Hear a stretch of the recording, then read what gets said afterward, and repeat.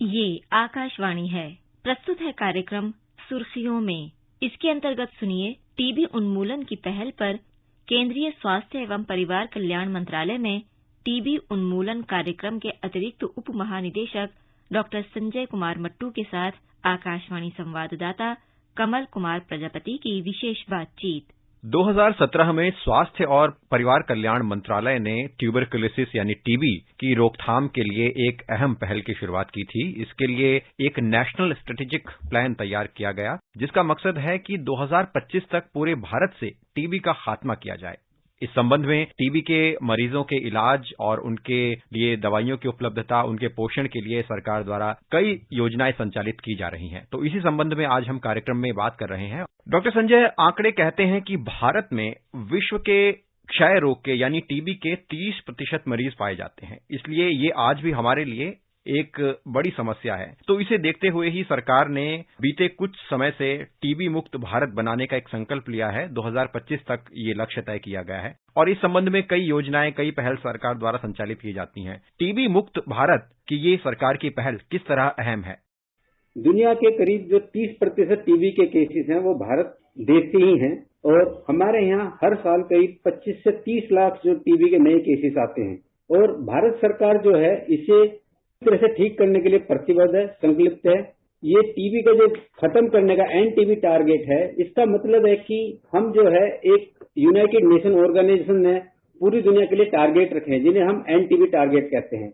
End TB target का मतलब ये नहीं है कि टीबी बीमारी पूरी तरह से खत्म हो जाएगी। दुनिया का कोई भी देश अभी तक इस बीमारी को खत्म नहीं कर पाया है। विकसित देशों में भी टीबी अभी रहती है, अमेरिका हो, इंग्लैंड हो, वहां पर भी है। लेकिन एक एनटीबी टारगेट का मतलब है कि हम टीबी बीमारी को उस स्तर तक ले जाएं कि ये जनता के लिए स्वास्थ्य समस्या न रहे। तो वही टारगेट का लक्ष्य जो है यूनाइटेड नेशन ऑर्गेनाइजेशन ने पूरी दुनिया के लिए 2030 रखा हुआ है और भारत उसी टारगेट को अचीव करने के लिए 2025 तक संकल्पित है। इसके लिए भारत सरकार जो है जितने भी टीबी के मरीज है सबको फ्री डायग्नोसिस, ये जो दवा है वो जो मरीज है पब्लिक सेक्टर हो या प्राइवेट सेक्टर, दोनों सेक्टर के मरीजों के लिए उपलब्ध है।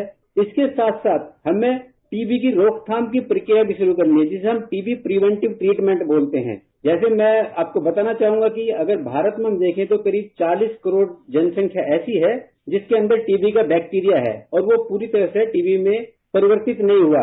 उस जनता को भी हमें कुछ दवाएं देनी है, जिसे हम टीबी रोकथाम प्रक्रिया या टीबी प्रिवेंटिव ट्रीटमेंट बोलते हैं। तो भारत सरकार ने ये प्रक्रिया भी शुरू की हुई है।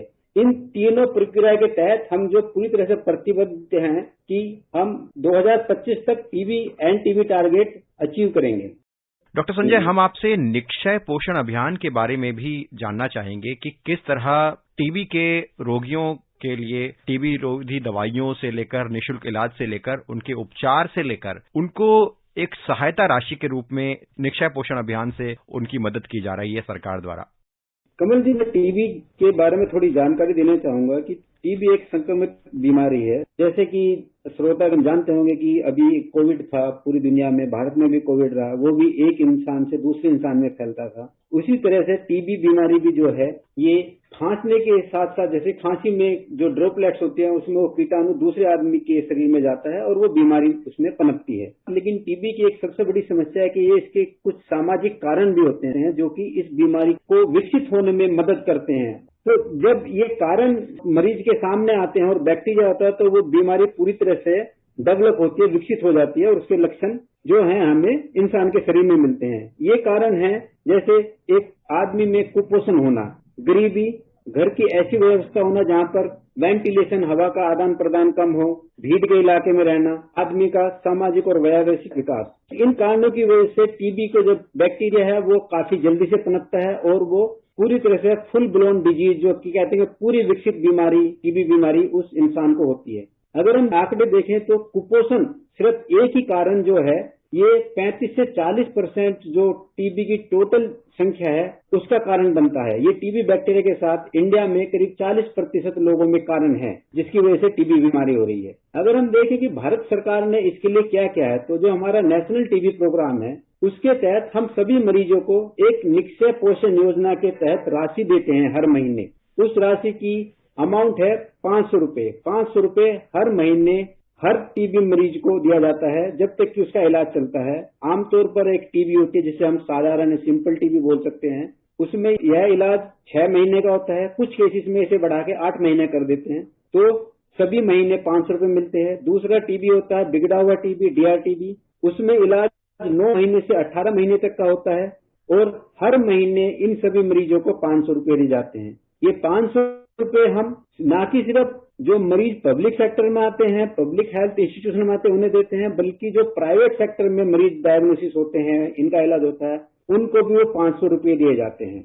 अभी हम अपने समाज के भागीदारों के साथ मिलकर एक नई पहल करना चाह रहे हैं प्रोग्राम के अंदर, निक्षय मित्र।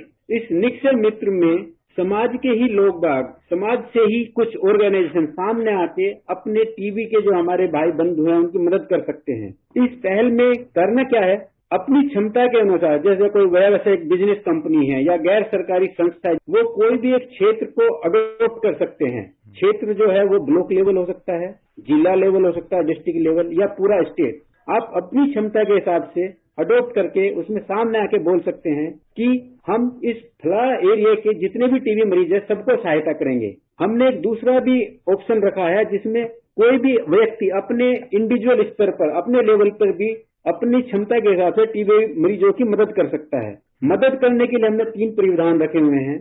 एक प्रावधान है कि टीबी मरीजों को आप राशन दे सकते हैं, और अगर आपकी क्षमता है, क्योंकि जो टीबी मरीज के परिवार के दूसरे सदस्य होते हैं उनमें भी कुपोषण होता है, वो भी टीबी में डेवलप होने के बहुत ज्यादा इन्फेक्शन के और करीब होते हैं उनमें, तो उन्हें भी आप राशन दे सकते हैं। राशन की एक हमने क्वांटिटी रखी हुई है, जैसे अनाज है 3 किलो अनाज 1 महीने में दिया जा सकता है, दाल जो है 1.5 किलो दे सकते हैं, एक खाने का तेल होता है वो करीब 200 ml या 250 ml आप दे सकते हैं।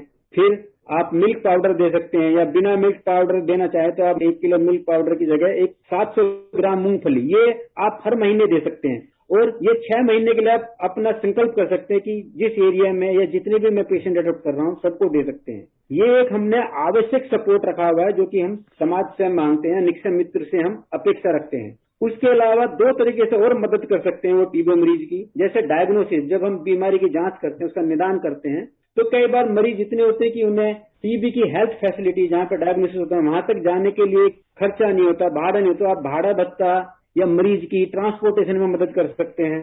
कई बार सैंपल कलेक्ट करा है किसी हेल्थ फैसिलिटी में, उसे आपको जिला तक पहुंचाना है, तो उस तरह मदद कर सकते हैं। ये जो टीबी के मरीज होते हैं बेचारे बहुत गरीब होते हैं और इनकी आर्थिक स्थिति बहुत ही खराब होती है, तो उसके लिए आप जो कुछ ऑर्गेनाइजेशन या संस्थाएं अपनी क्षमता के हिसाब से उन्हें वोकेशनल आप उन्हें कुछ काम दे सकते हैं 6 महीने के लिए, जिससे कि उनकी आर्थिक स्थिति सुधरे। तो ये हम निक्षय मित्र एक पहल शुरू कर रहे हैं जिसके अंदर ये प्रावधान रखे हुए हैं कि आप समाज से आके सहायता करेंगे। इस निक्षय मित्र इनिशिएटिव या पहल का सबसे अच्छा जो और सबसे सकारात्मक जो परिणाम आएंगे वो आएंगे कि जब हमारे समाज के ही लोग आगे आएंगे अपने टीबी भाई बंधुओं की मदद करने के लिए।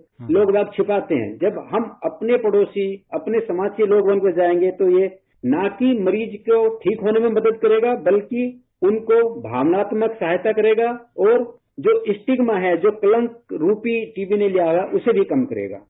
और इसीलिए सरकार का जोर इस बात पर है कि टीबी के उन्मूलन के लिए जमीनी स्तर पर कार्यक्रम संचालित हों और ये कार्यक्रम जन आंदोलन बने। और इसीलिए स्लोगन भी दिया गया है कि टीबी हारेगा देश जीतेगा। और जागरूकता के स्तर पर इन कार्यक्रमों से लोगों में भी जागरूकता आएगी। और जिस तरह से आपने बताया कि टीबी एक सामाजिक बीमारी भी है, तो इस दृष्टि से समाज का सहयोग उन मरीजों को मिलेगा। डॉक्टर संजय के मट्टू, आपका बहुत बहुत धन्यवाद। आपने टीबी उन्मूलन को लेकर किए जा रहे प्रयासों के बारे में हमें जानकारी दी और साथ ही किस तरह से टीबी उन्मूलन का ये कार्यक्रम एक जन आंदोलन के रूप में सामने आया है, इसके बारे में भी हमें बताया। हमसे जुड़ने के लिए आपका बहुत बहुत धन्यवाद।